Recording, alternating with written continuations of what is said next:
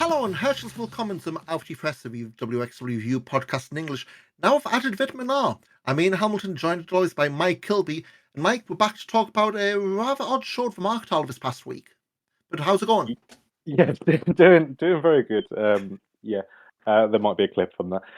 Yes, doing all right. It's been obviously mostly all right. Obviously, we've had a very tough week. Unfortunately, with the sad death of John Badways Klinger, which you will have hopefully have heard the tribute show we've just done. But yeah, other than that, it's been a feeling a little bit under the weather, but ready to talk about live in Hamburg, the Powercrowd, Das Powercrowd. Yeah, Hamburg used to be known as Bad Bones City, so keep a thread going. But yeah, this past, well, I guess last Friday when this goes up, we're back at the Markt Hall in Hamburg, the 33rd time, which I swear it was only feels like the only other week of a month when we were at the 30th time, and not that long since the 20th, but time flies. But yeah, pretty decent crowd up from the 554 they had last time. And I guess it parts of a pretty noteworthy show, even if some of the let's say some of the finish we didn't quite agree with. But we'll start to Yeah, always do from the pre-show for top. Of course, this was live streaming on wxwnow.com with Matt Damasi and Robin Christopher work on and off on commentary. Start the pre-show with Paolo Van Niem and Yokai. Straight 4 minutes, the old gadget special around number time. No contest. So this was both guys' main event debut, and when they announced this, I thought, odd. Like usually it's one debut in a regular, but hey ho. Um, Again, this was pretty much like a background just for Levaniel to run in, attack both, so it's a no contest. Oscar made the save and built up the main event, which would have been Oscar and Levaniel for the shotgun belt. Um, I'd say like really like to see both guys back because I have seen both Nima and Yokai in Project Nova and GDF and other place like that. yeah, Both were pretty good value, and I think both have been doing the Heat and VXV Academy shows. So it's not like we've just grabbed two local guys and threw them in for just trade holes and we'll call it at 4 minutes. But yeah, pretty good for time I had, even if they ultimately were just going to be a backdrop for a wider storyline. yeah. I thought I was particularly impressed by. I'd seen Yokai, I think, a few times for. There's the strange promotion up in north of Germany. I can't remember the name of it. It's got a funny name. Up in Kiel. Um, it's like a shoot style promotion. I've seen him work for there. You're going to say the name in a moment, but I have not seen much of Pahlavan Nima, but between this match and he was also on the GWF Light Heavyweight World Cup over the weekend. I thought he had he made a good account for himself. I think there's a kernel of a really good wrestler in there. Thankfully, Cage Match doesn't have a profile page on Cage Match, but he did used to work as Cedric Superior. He did Yeah, like a new gimmick June Project Nova. So the early days was that Cedric Superior had an injury, came back as Yokai. So I mean, pretty early days, under that character, but yeah, both looked good. And I mean, I've really liked what I've seen from Nima in Project Nova. So yeah, hopefully this isn't just in and then back next time in Hamburg. But yeah, well, I mean, worth a shot, but yeah, give him a bit more time. But on to the main show, and I guess this is where a lot of the storylines, more of the storylines continued. Uh, Opener was Aaron Insane beating Tristan Archer just under 10 minutes. I don't want to say this wasn't much of a match, but this was another one where the story was a big takeaway. So, of course, yeah. there's been a lot of infighting with Tristan Archer and I guess Joseph Fenix Jr. before he got injured, the French lads with High Performer Limited. And Archer had the match more than under control, was going to, has plenty of chance to win, but Forver kept egging him on, do more damage, do more damage. And of course, it's pro wrestling. What happens when you do that? You lose to roll up. Aaron Insane wins, and Tristan Archer, after the match, throws a fit, as I don't blame him. Quits High Performer Limited afterwards, and then is told about these wonderful things called no non compete clauses. So that's pretty much him done with Wished him Double the best XP in his now. future endeavours. Yeah, Wished him the best was a kind of future gentler endeavours. farewell, I guess. But Yeah. So I think in the days afterwards, he did sort of come out and say, "Yeah, this is me done with WXW for now." Um, he's probably working there, but It's gives them an opportunity, I think, to refresh and if when it is time for him to come back, which I hope he does come back because I do think Tristan is one of the better sort of workers, even if I think maybe he needs a little bit of tweaking here or there. I think it's worth it will possibly do him good to have a bit of a bit of you know bit of a break. I think from the roster. I guess it's about saying how can you miss someone if they don't go away? And Exactly. Yeah. the last 6 months, I mean, Tag League, has been well and truly out of the world title picture. And it's like, if we kind of thought, well, High Performing Limited, maybe that's a tag run, and that never really materialized. So, yeah, give us some time off, whether it's Carrot or even later on, see, no, not so much repackage, but just, you come back, people miss you, so you're brand new again. Yeah. It's not the last we'll see of Tristan tonight, but next we had Icarus pitting Ilya Bloom. Uh, pretty fine. There's nothing much going. When we go to the shotgun vlog, this kind of a setup for something there. Guess match for night though was the six-man tag: Mike DeVecchio, Nick Schreier, and Igor Blanc beating Mochizuki Jr., Bobby Guns, and Stephanie Mays. And no tag off of this. It's the Carrot Party Cat match, but in Hamburg. Yeah, it was fun for them to take it on the road, and it's always a crowd pleaser. I don't think Hamburg as a crowd, Hamburg as a crowd doesn't need encouragement to go crazy for something. But they did they did really love this. It was a bit of a diet party match, but it was still great fun. I did think. I think with the market hall, it is really condensed. Like with the dives, you've only really got one side, and you're really hoping that the usual suspects might guy with the same T-shirt. Was it 7 years running? We saw.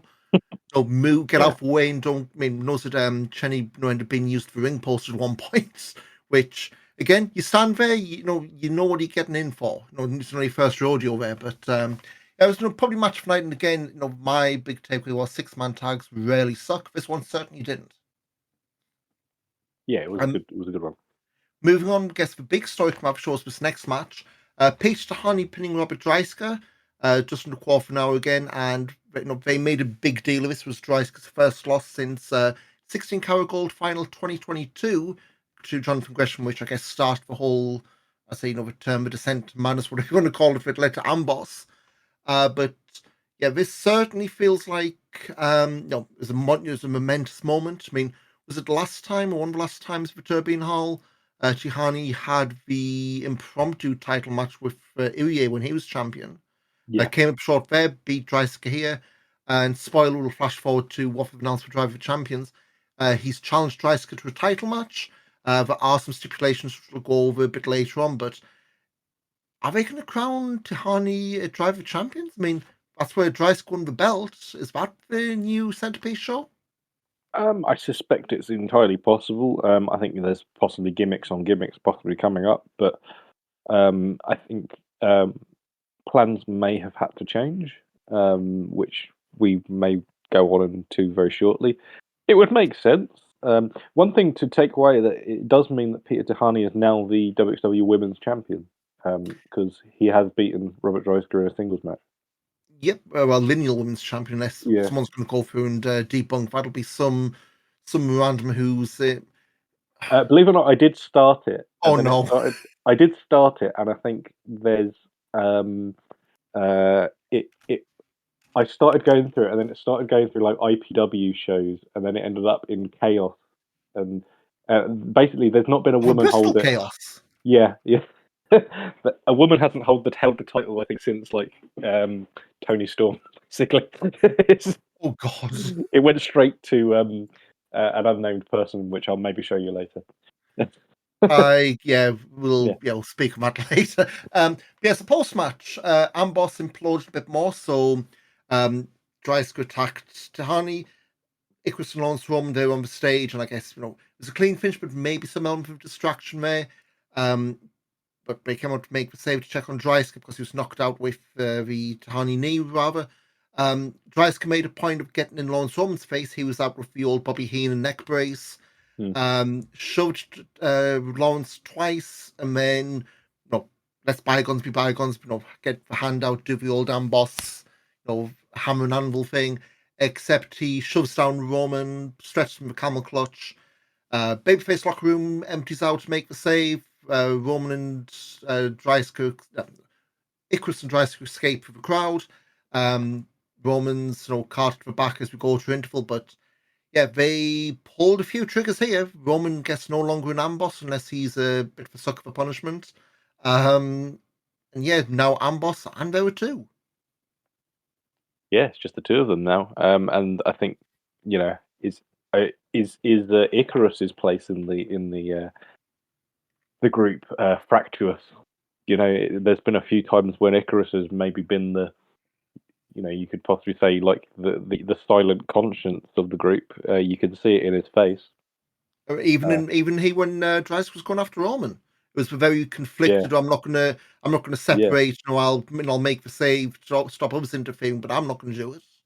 yeah. So maybe there's more to come from this. I think it's certainly something to watch over the next couple of weeks. But yeah, I think just the two of them. I think they've Dreisker and Icarus have been teams for sort of teamed on and off for a while. But they were tag champs together, weren't they? Mhm. So yeah, they've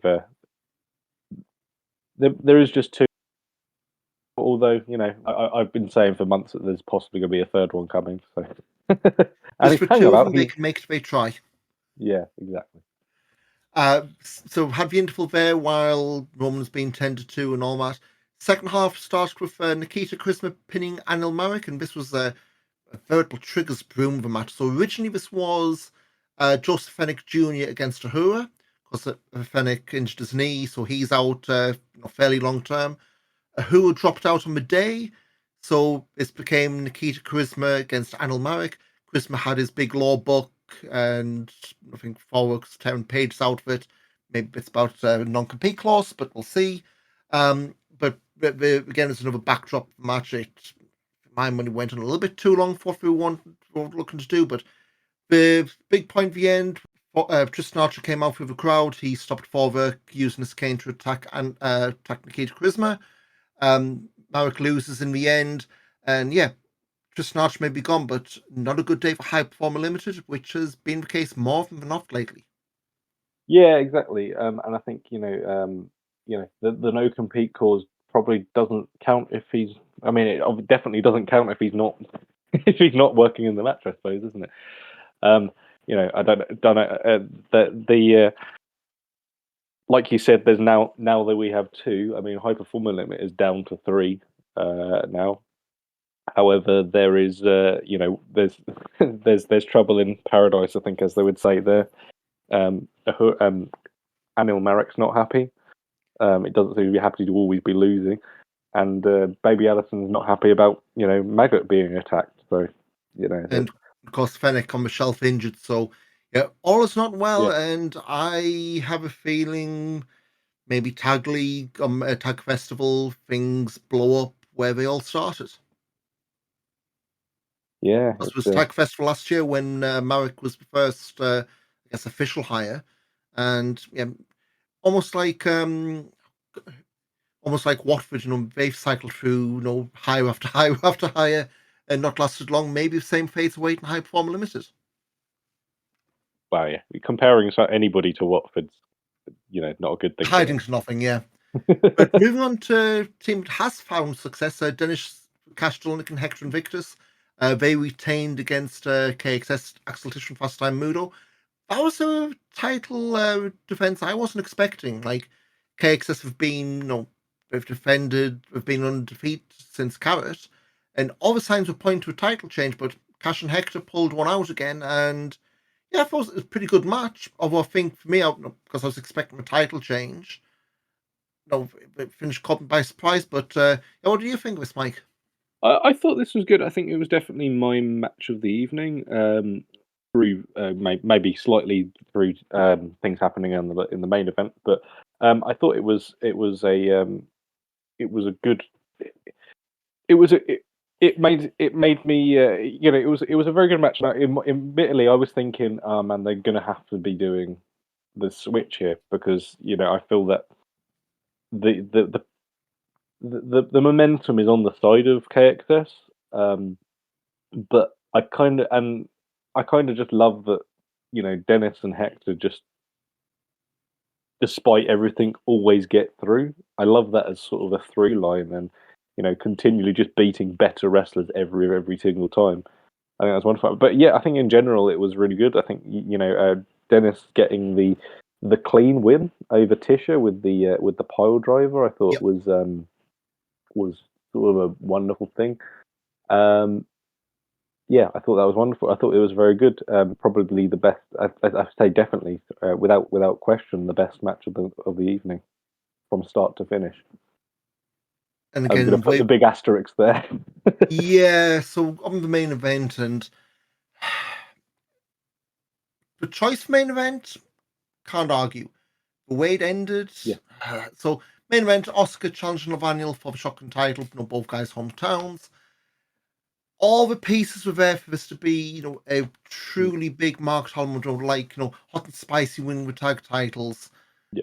And what we got was, okay, thanks, good night, everyone. So, shotgun title got a 15-minute time limit. Back and forth, crowd was hot, like massively behind Oscar, as you'd expect. I think it was his first, not counting the Academy Trophy, his first title shot. And the finish, Vinyl rolls outside, clings onto the ring steps, where he uses the steps to the stage. Yeah. And Oscar comes out, tries to drag me, ends up having to drag him and the ring steps. In the background, you can hear Taz counting 6, 7. Lavaniel's clearly just happy to take the count out, and Oscar's got to let go to get back in and get the count out. Yeah, it's like it was for SummerSlam 93 or 94 finish. Yay, good guy wins, but he doesn't win the belt. End scene, which, like, and I know, so we were doing the rematch of Drive of Champions that got announced on the Shotgun vlog earlier, but, like, you could have had the moment, but all the pieces were there. Why did you need to do that finish? The thing for me, I think there's a number of issues I have with this. First of all, I think Oscar winning that title in Hamburg, I think would have been, the way that match was going, it would have been as big as, well, maybe not as big as the hot and spicy thing, but I think possibly in a few years we might look back at it and go, wow, that was a real, amazing moment. It wasn't, obviously didn't happen, and okay, I kind of, you do get a bit of heat on the angle, you get more heat on the Banyul, fair enough, that's fair enough. But I think the issue I have is, I think kind of consistently,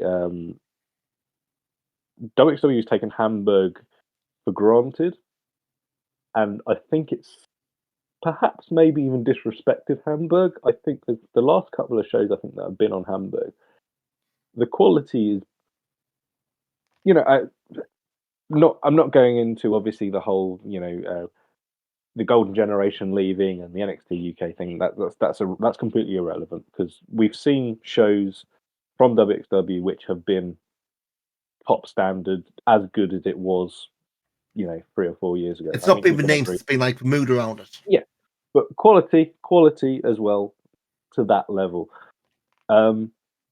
I don't think Hamburg's had one of those since the pandemic at all. I don't think so, and they've always traded on Hamburg being the hot crowd, but eventually, they just really do run the risk of burning Hamburg out, because especially like if Oberhausen is the only place where title changes happen, what's the point of going to a Wheel of, or Oberhausen marquee events are the only places where title changes happen, or occasionally you get it in Dresden, or maybe one in Frankfurt. What's the point of going to a We Love Wrestling show in Hamburg? Like, ultimately, like, if you devalue We Love Wrestling and you devalue Hamburg as a city, which should be, in my opinion, equal in stature to Oberhausen. Frankly, it's a smaller venue, but it's the passion and we've both been in there. When it's rocking, the room shakes, like it does. The room shakes, and I think that won't be there forever if you continually kind of serve up this sort of thing. I think they fumbled one of the great. This I think without this finish, I think this could have been one of the best Hamburg shows ever. I think genuinely. I think Yeah, because you have the tag title match for Party the Catch, tag team match. You had and the people party always catch. remember the last match. It's like Yeah, the old WCW thing. You had yeah. really great undercard, main event stunk, people fought for the show stunk. And if you Compared played, to yeah, yeah, and the pay per views, always the old WWE pay per views. Oh well, the finish was rubbish, so then the whole show was rubbish. Or if you ever played TEW, the PC booking game, your show rating is heavily like 60% of your show rating is the final segment. Uh, so it's kind of like it's really it's huge open goal missed. I feel we don't know how long we've got Oscar. That the reality is we don't know how long we've got Oscar. We hope we've got him for a year at least, but we're only 3 months into that. Well, 4 months into that, yeah, but I mean, and obviously we lost Yota Nakashima, and you'd expect, they yeah, wanted to have big tag runs. I would expect both from RevPro and WXW. yeah. So you'd hope. I mean, he injured what in March? It's just Paul Carrot, so you'd expect, Well, he there's was at he still was at the one just was it Bielefeld just before? No, he was at the first Hamburg show. So that was yeah. late February, I think, That wasn't it? was the surprise main event. Made that the trios match. Yeah, Yeah, Shiggy and Youngblood was Irie's return, yeah, beating Amboss. I mean, so I had to look through. Well, I had to look. I've got Cage match up, but I had to look through the crowds. So post-pandemic, Mark Hall's been around about 550-ish for shows. Ignore the one last August, one all-in weekend, which was about 300. yeah. Yeah, when That's you've got a massive unfortunate. show in England, and I'm not saying thing, but when you've got a massive show like that, you are going to lose some of your crowd who may have travelled to Hamburg. They're going to go to the big first time ever stadium show, but they've been around about 550. But Dead End 2023, Jörn Heisenberg, the quote dark match main event, that drew 700. That's the biggest crowd post-pandemic. Pre-pandemic, you're looking Dead End 2020 Guns Avalanche for 700. Dead End 2019 615 Ilya and Guns against Andy and Marius. The Shotgun Live tour, the now famous, sadly, Ilya Andy title unification, sold out 700. So, pre-pandemic, you're looking regular, sell out 600-700. And then go back beyond 2016, 2017, you're back to 4 5 where we are now. I mean, you're looking for some of the cards you've had now, like when you get these, say solid 500-ish. The first one back. You know, we're looking, and granted, this was a very late change, but Tristan Archer, Axel Tischer Ironman match. Yeah, And granted, and this is a huge asterisk, that was meant to be the Jonathan Gresham title shot, but they had to yeah, rejig it at no notice. Ignore Grungespan because that's I guess a smaller venue, but Dead End 2023, Björn Heisenberg, surprise, surprise, first and only sellout sub we've had since pandemic. yeah, The 30th time Mark Hall, this time last year, Irie and Tahani, that decent match, but that I believe, remember right, they made that a title match on the day. yeah, Underneath you had Amboss against Only Friends. Um, Last August, again, control out the crowd because of AEW. We had Amboss against Max and Only Friends, which was the main. No, it kind of fit coming out of Shortcut for Top, but as everything else was a bit eh. Dead End this year. Again, another 500. And that was with the Oscar return and Irie's surprise return. But I don't think it's a case of like they've got the steady crowd. I think what they need is something to push more to say, hey, this is the reason why you need to come. Oscar winning last Friday would have absolutely been that the yeah. rocket up the arse, so to speak. I But think if he wasn't going to have Oscar win, don't put it in the main event. yeah, Do the Tihani Droiska match in the main event. yeah. Do the And tag team match in the if you're not, if you're going to do that, it's a crap finish. I'm sorry, it was a terrible finish. If you're going to do that thing, don't put it on last. Yeah. If I'd flown out for that show, I would have been gutted. Genuinely, I would have been like, "Come on, man!" Like And it would. I know the idea is for putting another heat Yeah, on Levani, but yeah, it may as well bleed into this. So we've got the shotgun vlog dropped just before we hit yeah. record early tonight. So some of the key beats. We're doing the rematch Drive of Champions this time with titles changing on account onto DQ. If Oscar wins, great, but you had the moment, fellas. You had the moment in Hamburg. The pieces were there. You Why do you couldn't have get to a do it in Oberhausen? Yeah. yeah, Why does it have to be in Oberhausen? So, especially when, well, go on the other one. Tristan Archer, acknowledged, he's done. He's going to travel the world and return when he can. So maybe that's code for him, doing the Brian Pillman run in to interfere, but still not officially part, I guess. Anil Marek unhappy with who ducking out for match, but Forework's got a qualifier for Tag Festival. At Drive of Champions is going to be against Bobby Guns and Stephanie Mays. We've got Peter Tahani calling out Robert Dreiske for Drive of Champions. Now we've got two stipulations here. So one, Dreiske has agreed to it, but it's the last man standing match. And then we're also getting a rematch from Leah Bloom and Icarus with another stipulation tied to that. If Bloom wins, Icarus is banned from ringside. If Icarus wins, he's the special guest referee.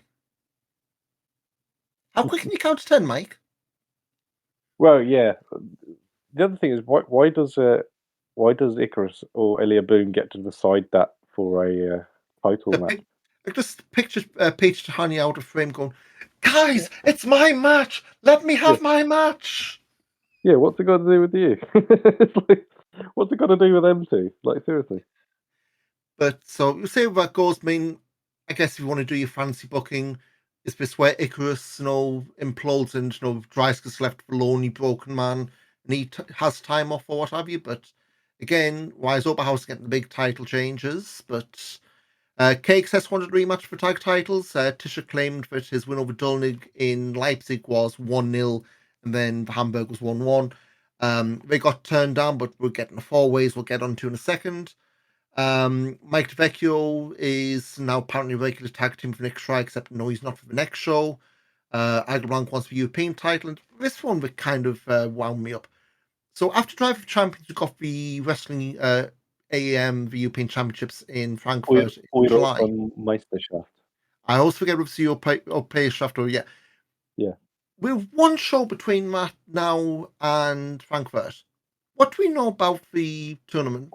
Apart from it's a tournament and Igor Blanc one thing. That's And the also, only thing we he's know. then said, "I'm going to be the French entrant." So, is it national entrance? So one per nation? Oh crap, we're going to dig up Ruslan. What's that? We're going to dig up Ruslan from the Progress World Cup 4 years ago.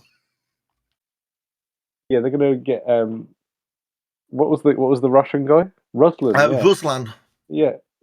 and He's Einar not been mentioned Ironside. on two podcasts in a row. That's his It's happy we day. we've boosted Russian wrestling intensely.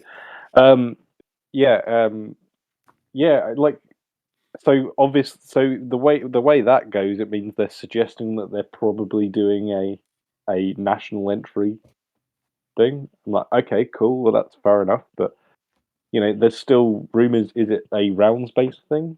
If we're led to believe it's Cat Grand Prix style, it's just like, Or do we do the Blitz Tunia thing where it's different? yeah, I mean, this is the thing. Like, I in a way I like the move to the shotgun vlog because you're getting the highlights out and you're getting the post match build. But the problem is now the current format. I had this issue when What Culture did this back in the day, where you had your standalone show in a bubble, but if you wanted to see, storyline beats that weren't played out in the ring, you had to see something else. And it's like, I've already spent 2-3 hours watching, your show on Friday night. yeah. And okay, me, because I watch and cover this stuff, I don't mind. But normal fan in the street, we're paying this, they sit down Friday night. Why should they watch a video that's recapping what they've already seen to see a 5-10 minute bit with promo packages and record for next show. It's like, I don't know how you get around it other than have these pre-taped and put in no return on time.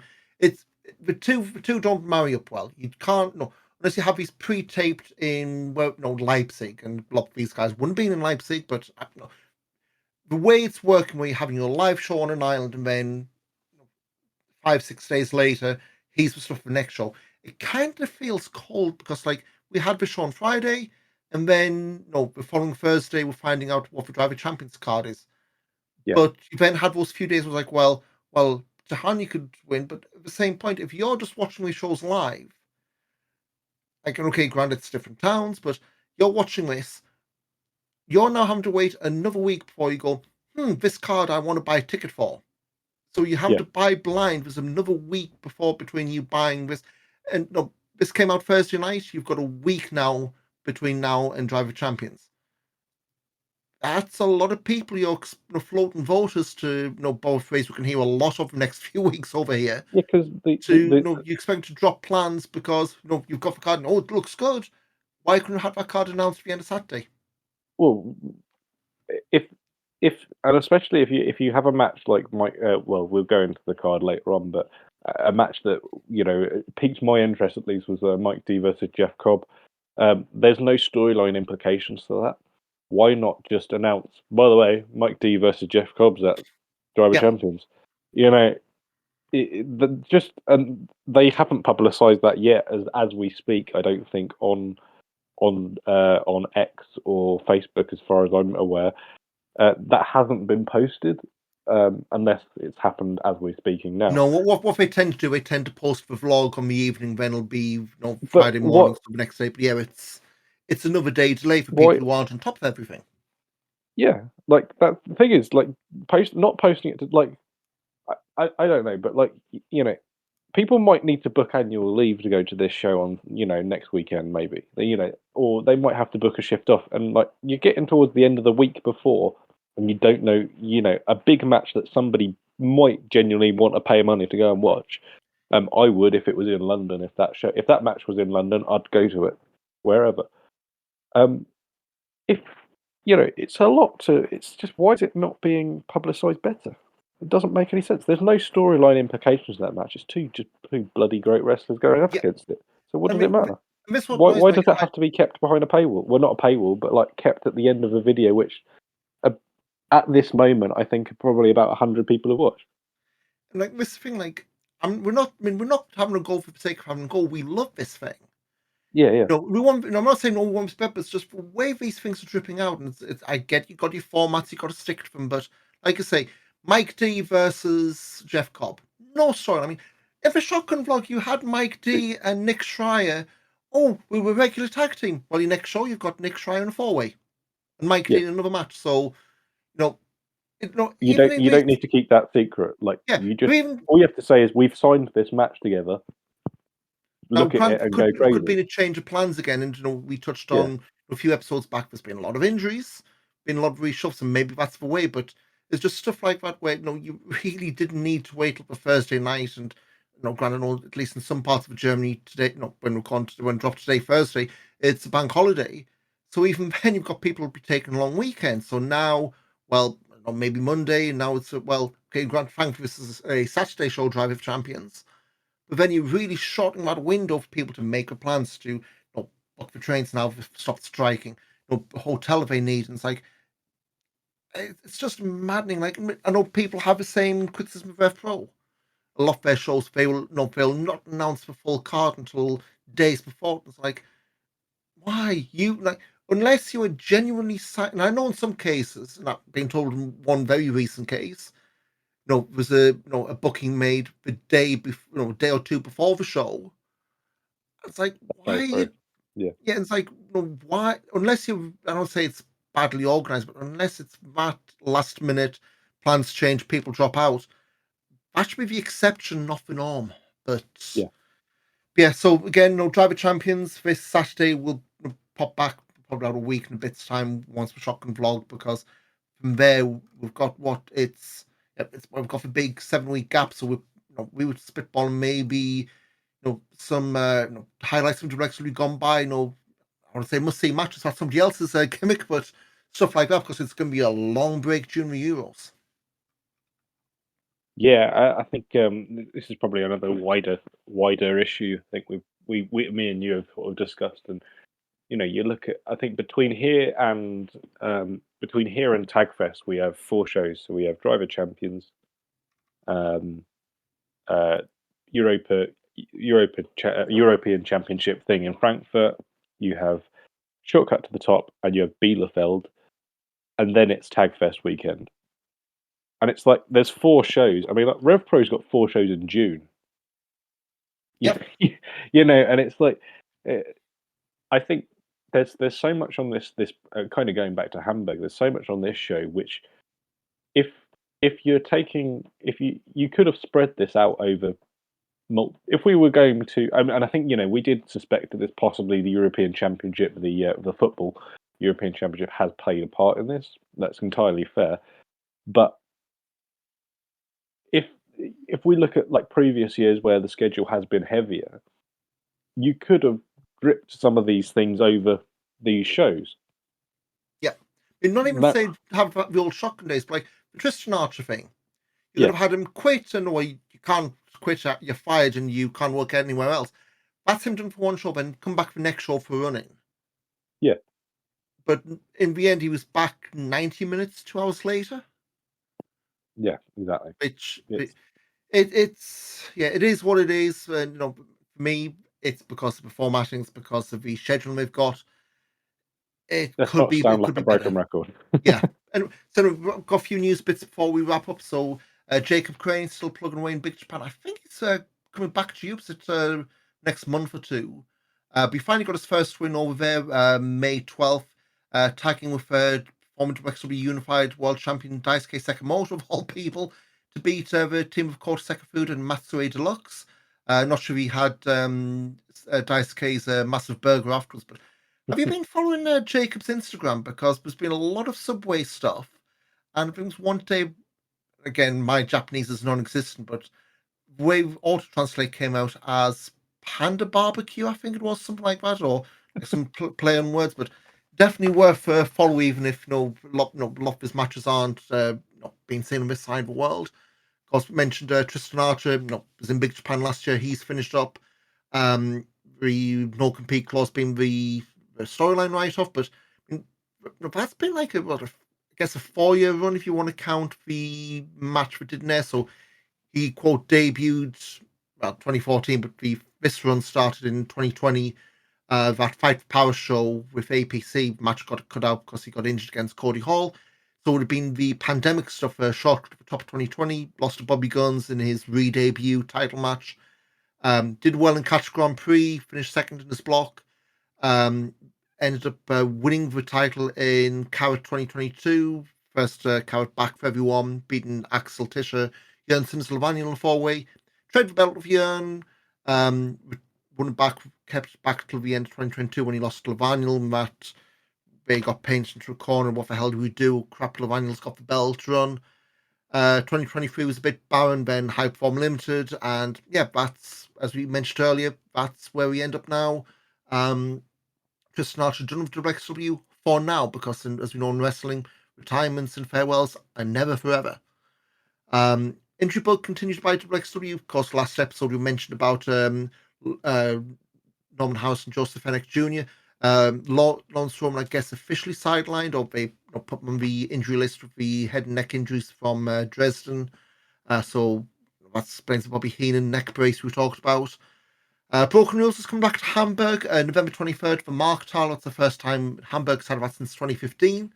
Frankfurt, Dresden, and Oberhausen have had the show in recent years, background pandemic. Got a first name for Shortcut for Top, announced early tonight. Trevor Lee. He was last in WXW, of course, Carrot 2016, released from WWE last month. And what I say was, when you get all these released, you get all the questions. Is he, are they going to just flame out? Are they going to do anything? He's taken some pretty high profile booking, so it's a sign Trevor Lee's going to really make a good crack at this. Again, it's in the shortcut match, so I don't expect him winning, but certainly, they're paying money to fly him over. I would be surprised if this is one and done. Yeah, I think if you'd expect him to. It would probably do him good to be around Europe in the summer. There's obviously plenty of sort of high profile shows going on, as well as obviously Shortcut, but you've also got, All In Weekend. There'll be plenty of indie shows around there. Likewise, there is Berlin, there is Glasgow, obviously coming up as well. Yeah. It makes sense for him to sort of be over here, or at least be open to being over here.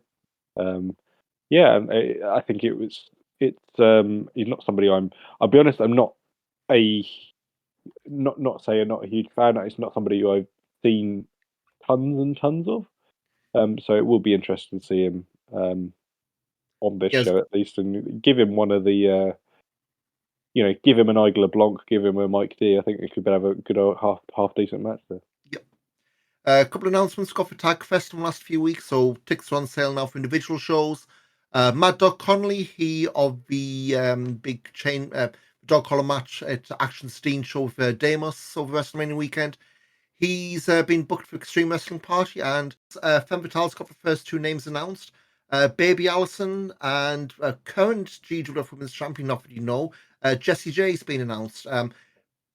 We've been very careful to say in action, because obviously there's no women's title anymore, so I don't know if there's any point having a tournament, but whatever the format's going to be, we'll see. But definitely an interesting first couple of names for Femme Fatales this year, and we'll see how that's rounded out. But yeah, I mean, same with Jessie J. So last year, of course, we had Ava Everett winning the GWF Women's title from. I'm blanking on the name here. You can tell I've not written this one down. Ava Everett, she won. Devon McCarb. Devon Um, McCarb, yeah. so they won both. It wasn't unification, but they won the I was belt. thinking Delmi Exo, but that's It not was the right another one. one she lost to, yeah. Yeah. Won the belt from Devon McCarb, and then lost to Jessie J in GWF in November. Jessie's not been booked by GWF since, and Very odd. Yeah. they've made a mixed tag title with Fast Time Mudo and Amy Heartbeat holding those. And well, we can't because we don't have one. But I'll say it wouldn't have been ironic if WXW's title match over the Rev Pro GWF show would have been for the women's belt, but they don't have that, so it ain't going to happen. But that would have been a slice of iron, I guess, given how the GWF belt's been booked. But coming up, say there's only like 4 shows between now and Tag Festival. We have got the full card for Drive of Champions, so start from the top. We've got Robert Dryce against Paige Tahani, last man standing for the title. Aaliyah Bloom against Icarus. If Bloom wins, Icarus ain't at ringside. If Icarus wins, he's the special guest referee. Another stipulation heavy match, Oscar against Lavaniel shotgun belt, with countouts and disqualifications leading to title changes if that happens again. We've got a 4-way, Dennis Stolnig, Axel Tischer, Alex Tuke, and Nick Schreier. LSG is returning, taking on Ahura. World Tag Team Festival qualifier Bobby Guns and Steph Mays against Anil Mark and Baby Allison. We've got Jay Nero up against returning Eva Kolaski, first time into WXW since Tag Fest last year. Woohoo! Pre-show match for announced Mark Empire against Aaron Insane. I would hope That's not going to be the Spider-Man meme. Oh god. Well, hopefully it's not for the Academy belt, because I think Aaron's maybe a bit past that stage now, but who knows. And the big match they announced, Jeff Cobb taking on Mike DiVecchio, which I man. I would have put that in the main event, but I can see that's going to be a super strong first half main event. Whack it on just before the break, and let everybody have. Let your hair down. Yeah. Yeah, no. This is going to be streaming live to WXW now. It's next Saturday, I guess, as we drop this. And just for sake of those of us in the UK in terms of times, this is a 6 p.m. UK start, or at least for main show. I guess pre-show will be like 5:30. So, I mean, there's no football anymore, and the Euros is like a week or two after. So, yeah, get in, strap in. It's streaming live. Okay, it'll be in German, but couple of really tasty matches here, even if we're not too struck on the booking of the stipulations. But yeah, it is what it is. It is the same day as the Champions League final, but That'll be done. 6 o'clock start. It'll be done by then, and there's no English teams in the final anyway. We choked again. There's a German team. It's Dortmund. Nobody likes Dortmund anyway. It's fine. Well, I hope we can't do any worse than Leverkusen did. Yeah. Go all the way unbeaten in the final hurdle. Anyway, July 20th after the Euros, got the Wrestling European Meisterschaft in Frankfurt Match Cup. As far as who's in, we know Igel Blanc wants in. We don't know who is. We'll find out after the shotgun vlog. August 10th for Turbine Hall, they confirmed that is Shortcut for Top with Trevor Lee, as we mentioned. September 21st in Bielefeld, Wheel of Wrestling 62, and that's it. World Tag Team Festival start of October, so yeah, going to be a lot communicated on those shotgun vlogs, especially after Bielefeld. But yeah, like I say, we'll be back in probably a week or two to go over Driver Champions, and since we've got the European Championships in Germany blocking off wrestling, we'll probably do like a couple of short episodes picking out matches from the past. We mentioned the Bad Bones one, maybe a couple there which stand out. Certainly the Ilya Walter Bad Bones three-way from Carrot Bar one absolutely jumps out. And again, if you're on YouTube, you may as well do a watch along, but watch along with us as we go over. But we'll be putting those up on Twitter, I guess, in the next few weeks, probably after Driver Champions, and just so we're not sat in our hands, not talking wrestling, just watching. Hopefully not England getting bombed out for Euros in the quarterfinals.